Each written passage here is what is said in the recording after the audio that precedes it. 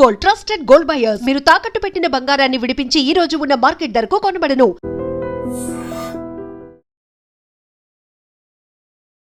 Hi hello నమస్తే, welcome to I dream media. నేను మీ శ్రావ్య. మనతో పాటు క్యూపీఎఫ్బి రమేష్ పసుపులెట్టి గారు ఉన్నారు. నమస్తే సార్. నమస్తే. చాలా మందికి ఇప్పుడు ప్రతి ఒక్కరు ఆలోచించేది గోల్డ్ రేట్స్ ఎలా ఉన్నాయి. స్టాక్ మార్కెట్ గురించి పట్టించుకోకపోయినా గోల్డ్ రేట్ అనేది ప్రతి ఒక్కరు గమనిస్తూనే ఉంటారు. సో ఇవాళ గోల్డ్ రేట్ ఎలా ఉంది, మనకి దాని గురించి ఒకసారి చెప్తారా? గోల్డ్ రేట్ యాక్చువల్లీ తగ్గే అవకాశం ఎక్కువ ఉంది. So already all time high touch చేసింది 1,03,000 నుంచి. మళ్ళీ ఇప్పుడు 98,000కి వచ్చింది గోల్డ్. డెఫినెట్గా ఇక్కడ నుంచి 90,000 వెళ్ళే అవకాశం గోల్డ్ చాలా ఎక్కువ ఉంది ఛాన్సెస్. కాకపోతే ఏంటంటే ట్రంప్ కొద్దిగా టారిఫ్ డిలే జరుగుతుంది కాబట్టి కొంచెం గోల్డ్ హోల్డ్ అయ్యింది యాక్చువల్గా. సో మేబీ జూలై మొత్తం కొద్దిగా గోల్డ్ అప్ సైడ్ ఉండొచ్చు కొంచెం, లేదంటే ఇక్కడే రేంజ్ బౌండ్గా ఉండొచ్చు. ఎందుకంటే ఆగస్ట్ 1 నుంచి అన్ని కంపెనీస్లో టారిఫ్ అమల్లోకి వచ్చేస్తుంది. సో ఎప్పుడైనా జియో పొలిటికల్ ఇష్యూ ఉన్నప్పుడు గోల్డ్ పెరుగుతుంది. ఒకసారి ఇలా జియో పొలిటికల్ ఇష్యూస్ అన్నీ వెళ్ళిపోతే గోల్డ్కి నెగిటివ్గా జరుగుతుంది. గోల్డ్ యాక్చువల్గా లాస్ట్ 4 yearsగానే పెరిగింది. అంతకుముందు పెద్ద రిటర్న్ లేదు, గోల్డ్ కాన్స్టెంట్ గానే ఉండింది. అవును. ఈ 4 years ఎందుకు పెరిగిందంటే 4 yearsగా రష్యా ఉక్రెయిన్ వార్ కానివ్వండి, ఇజ్రాయెల్ హమాస్, ఇజ్రాయెల్ ఇరాన్, మనము పాకిస్తాన్, ఇట్లా కొన్ని జియో పొలిటికల్ ఇష్యూస్ వల్లే gold all time high touch చేసింది. యాక్చువల్గా మనం అనుకుంటాం కానీ గోల్డ్ చాలా ఎక్కువ రిటర్న్ ఇచ్చిద్దని. లాస్ట్ 30 years చూస్తే గోల్డ్ ఇచ్చిన రిటర్న్ ఓన్లీ 12%. 1995లో గోల్డ్ 4,000 ఉంది 10 grams. సపోజ్ ఒక గవర్నమెంట్ ఎంప్లాయీ అనుకుందాం. గవర్నమెంట్ ఎంప్లాయీ శాలరీ అప్పుడులో కూడా 4,000 ఉంది. అంటే 1 month శాలరీ పెడితే 10 grams గోల్డ్ వచ్చేది. అదే ఇప్పుడు చూసుకుంటే గవర్నమెంట్ ఎంప్లాయీ శాలరీ కూడా ఆల్మోస్ట్ 1 lakh ఉంది పర్ మంత్. సో ఇప్పుడు కూడా 1 lakh పెడితే 10 grams గోల్డే వస్తుంది. అంతేగాని పెద్ద ఎక్కువ డిఫరెన్స్ ఏం లేదు, అంతకన్నా పెద్ద ఎక్కువ పెరగలేదు. ఓవరాల్ రిటర్న్ చూసుకున్నా కూడా 12% రిటర్న్ కన్నా గోల్డ్ ఇవ్వలేదు. ఇంకొకటి చూస్తే ఇంకొక రేషియో చూస్తే ఆల్మోస్ట్ 2000లో గోల్డ్ అప్పటి నుంచి యాక్చువల్ 95 నుంచి గోల్డ్ పెద్ద పెరగలేదు. 2000 వరకు కూడా ఓన్లీ 4,400 రూపీస్ ఉంది. ఆ టైంలో సిల్వర్ చూస్తే 22,000 ఉంది 1 kg. గోల్డ్ 10 grams 4,400 ఉంటే సిల్వర్ 22,000 ఉంది. అదే 2020కి వచ్చేకి గోల్డ్ వచ్చి 18,500 అయింది. సిల్వర్ వచ్చి ఆల్మోస్ట్ 37,000 అయింది. అంటే డబల్కి వచ్చేసింది. సిల్వర్ పెరుగుతూనే వస్తుంది. సిల్వర్ డబల్ అంటే యాక్చువల్గా 2000లో 5 times ఉండింది. గోల్డ్ 10 grams వస్తే సిల్వర్ ఇంకా ఎక్కువ వచ్చేది అదే అమౌంట్కి. సో కానీ ఇప్పుడు ఉండే కొద్ది ఏమవుతుందంటే ఇప్పుడు ఇవాళ చూస్తే ఆల్మోస్ట్ గోల్డ్ 10 grams సేమే ఉంది, సిల్వర్ 1 kg కూడా సేమే ఉంది, 1 lakh ఉంది. అంటే యాక్చువల్లీ సిల్వర్ పెద్ద పెరగలేదు, 5 times ఎక్కువ ఉండేది 2000లో. అలాంటిది డబల్కి వచ్చింది 2010లో. 2010లో మనకి 18,500 పెడితే 10 grams సిల్వర్ గోల్డ్ వచ్చేది. అదే మనం డబల్ అమౌంట్ 37,000 పెడితే 1 kg సిల్వర్ వచ్చేది. కానీ ఇప్పుడు చూస్తే 10 grams గోల్డ్కి ఆల్మోస్ట్ సిల్వర్ కూడా ఈక్వల్ అయిపోయింది, 1 kg సిల్వర్ వచ్చేస్తుంది. యాక్చువల్గా సిల్వర్ ఎక్కువ పెరగలేదు, కాకపోతే సిల్వర్ లాస్ట్ 1 year నుంచి బాగా పెరుగుతుంది, యూసేజ్ కూడా ఎక్కువైంది. అందుకనే యాక్చువల్గా ఏంటంటే లాస్ట్ 1 year నుంచి మెయిన్ గోల్డ్తో పాటు సిల్వర్ కూడా ఇండస్ట్రియల్ యూస్కి ఉపయోగిస్తున్నారు. ఐ మీన్ గోల్డ్ ఎక్కువ యాక్చువల్లీ ఇండస్ట్రియల్ యూస్కి ఉపయోగించరు. ఓన్లీ ఏంటంటే మనం అసెట్, సో ఒక అసెట్ లాగా ఇన్వెస్ట్ చేసుకోవడానికి ఉపయోగపడుతుంది. ఒక రిజర్వ్ బ్యాంక్స్ కరెన్సీకి ఎగనెస్ట్గా డిపాజిట్ చేసుకుంటారు, ఇన్ఫ్లేషన్కి ఎగనెస్ట్గా డిపాజిట్ చేసుకుంటారు. మనం ఏంటంటే కొద్దిగా మన ఆర్నమెంట్స్ కోసం, సో దానికోసం చేస్తాం. అంతకు మించి సిల్వర్ ఏంటంటే వాటిని కూడా మ్యారేజ్లో ఉపయోగిస్తారు, పెళ్ళిళ్ళకి గిఫ్ట్గా ఇస్తారు సిల్వర్. వాటితో పాటు మనకి ఇండస్ట్రియల్ యూసేజ్ ఉంది, వాటితో పాటు సిల్వర్ ప్యానల్స్లో వాడుతున్నారు. సో సిల్వర్ కూడా బ్రేక్అవుట్ అయింది, ఆల్ టైమ్ హై బ్రేక్అవుట్ అయ్యి 1,10,000 ఉంది. గోల్డ్ తగ్గింది కానీ సిల్వర్ తగ్గలేదు.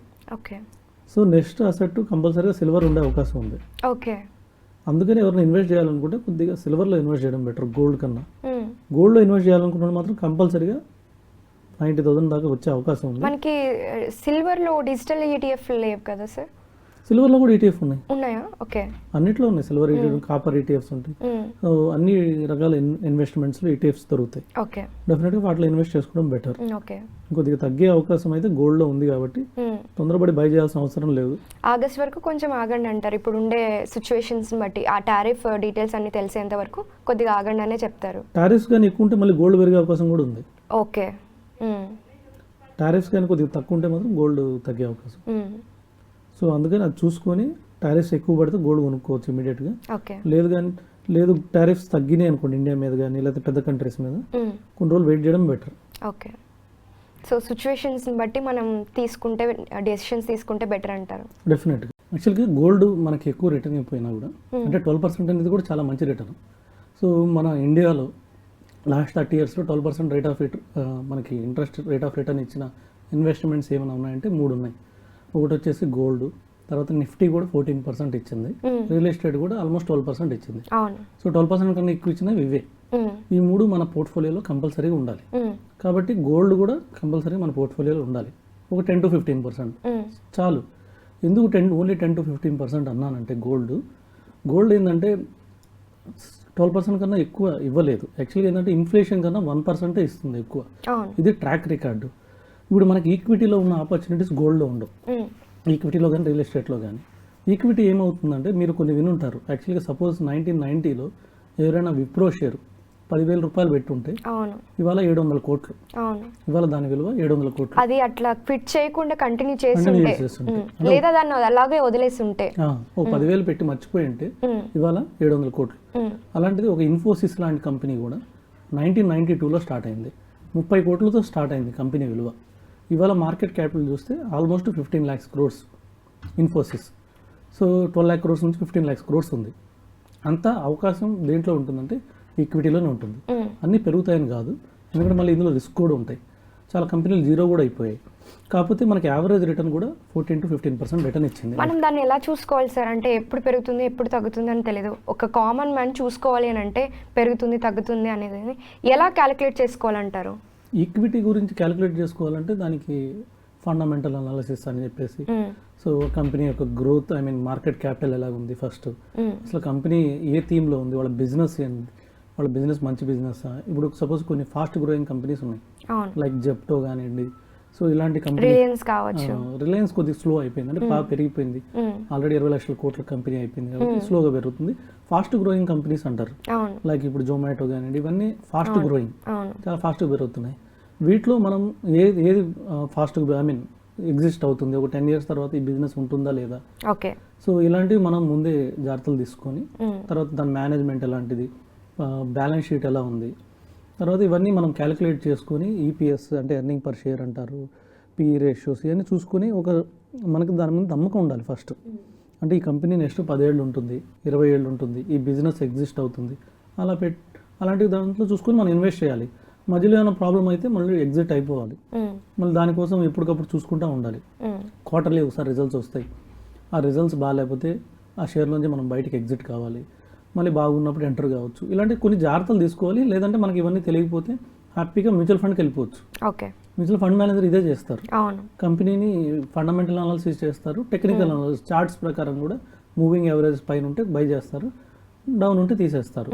ఇలాగ మ్యూచువల్ ఫండ్లో పెట్టినా కూడా almost last 30 years return 14 to 15% return ఉంది. రియల్ ఎస్టేట్ కూడా మనం వినుంటాం. రియల్ ఎస్టేట్ కూడా సపోజ్ మనం 10,000 పెట్టి మనం అంటుంటాం, కోకాపేటలో సపోజ్ ఒకప్పుడు 10,000 పెట్టారు, ఇవాళ 100 కోట్లు ఉందని. సో ఇలాంటి ఎగ్జాంపుల్స్ కూడా ఓన్లీ రియల్ ఎస్టేట్లో కానీ లేకపోతే ఈక్విటీలోనే వస్తాయి. ఈ రెండిట్లోనే ఆపర్చునిటీ అంత ఎక్కువ ఉంది. గోల్డ్ ఏంటంటే మనకి స్టాగెంట్, ఓకే, ఒక 12% కంపల్సరీ రిస్క్ లేకుండా. గోల్డ్ కూడా చాలా మంచిది, అది లిక్విడ్ ఎఫర్ట్ కాబట్టి. అవును, ఇప్పుడు రిస్క్ లేకుండా ఇన్వెస్ట్మెంట్స్ ఏమున్నాయంటే ఎఫ్డి ఉంది, లేకపోతే పోస్ట్ ఆఫీస్ స్కీమ్స్ ఉన్నాయి. ఇవన్నీ 6 to 7% కన్నా ఎక్కువ ఇవ్వట్లేదు. కానీ ఒక సేఫ్టీ తోటి మనకి 12% రేట్ ఆఫ్ రిటర్న్ ఇస్తుంది గోల్డ్. అందుకని దీన్ని ఒక 12% లేదా 15% మన పోర్ట్ఫోలియో అంతకన్నా మించకుండా అది కూడా ఈటీఎఫ్ రూపంలో పెట్టుకుంటే బెటర్. ఎందుకంటే లేకపోతే ఫిజికల్ గోల్డ్ తీసుకుంటే మళ్ళీ దానికి జిఎస్టీలు పడతాయి, వ్యాట్లు, తర్వాత తరుగని ఇవన్నీ పడతాయి. సో ఒక మనం డిమాట్ తీసుకొని డిమాట్లో మనం ఈటీఎఫ్లు కొనుక్కొని అందులో పెట్టుకోవడం బెటర్ గోల్డ్. ఇప్పుడు ఈ ట్రంప్ టారిఫ్ ఈ గోల్డ్ రేట్ మీద ఏమైనా పడుతుందంటారా? డెఫినెట్గా ట్రంప్ కానీ టారిఫ్స్ ఇంక్రీజ్ చేస్తే మళ్ళీ గోల్డ్ పెరుగుతుంది, టారిఫ్స్ డిక్రీజ్ చేస్తే గోల్డ్ తగ్గుతుంది. ఎందుకంటే ఏమైనా జియో పొలిటికల్ ఇష్యూ ఉన్నప్పుడు గోల్డ్ పెరుగుతుంది. మనం చూసాం లాస్ట్ టైం వార్స్ లో కూడా గోల్డ్ ఎందుకు పెరిగింది, ట్రంప్ గెలిచిన తర్వాత కూడా గోల్డ్ పెరిగింది, ట్రంప్ టారిఫ్ వార్ చేసినప్పుడు గోల్డ్ పెరిగింది. ఇలాంటి జియో పొలిటికల్ ఇష్యూస్ ఉన్నప్పుడే అందరూ ఏంటంటే సేఫ్టీగా గోల్డ్ పెట్టుకుంటారు. సో రిజర్వ్ బ్యాంక్స్ కూడా అందరూ గోల్డ్ బై చేస్తారు, అందుకని గోల్డ్ పెరుగుతుంది. కానీ ఇప్పుడు అలాంటి సిచ్యువేషన్స్ ఏం లేవు, అన్ని టారిఫ్స్ కూడా ఆల్మోస్ట్ అయిపోతుంది. August 1 తర్వాత ఇంకా టారిఫ్ అనే మాట ఉండదు, క్లియర్ అవుట్ అయిపోతాయి. ఎందుకంటే August 1 లాస్ట్ అని చెప్పేసాడు ట్రంప్. ఆగస్టు 1 వరకే ఏమైనా నెగోషియేషన్స్ ఉన్నా కూడా ఆగస్టు 1 తర్వాత అన్ని ఫిక్స్ అయిపోతాయి, ఇంకా నెగోషియేషన్స్ ఉండవు, ఇంక ఈ పదం ఉండదు. అందుకని అక్కడ నుంచి గోల్డ్ తగ్గే అవకాశం ఉంది. ఓకే. అందుకని ఎవరైనా ఇన్వెస్ట్ చేయాలనుకుంటే కొద్దిగా ఆగి ఇన్వెస్ట్ చేయొచ్చు. అది కూడా మీ పోర్ట్ఫోలియోలో ఒక 10 to 15% దాటకుండా చూసుకోండి. ఓకే. ఇలా అయితే డెఫినెట్గా మంచి రిటర్న్ వచ్చే అవకాశం ఉంది. Okay sir, thank you so much sir. Welcome.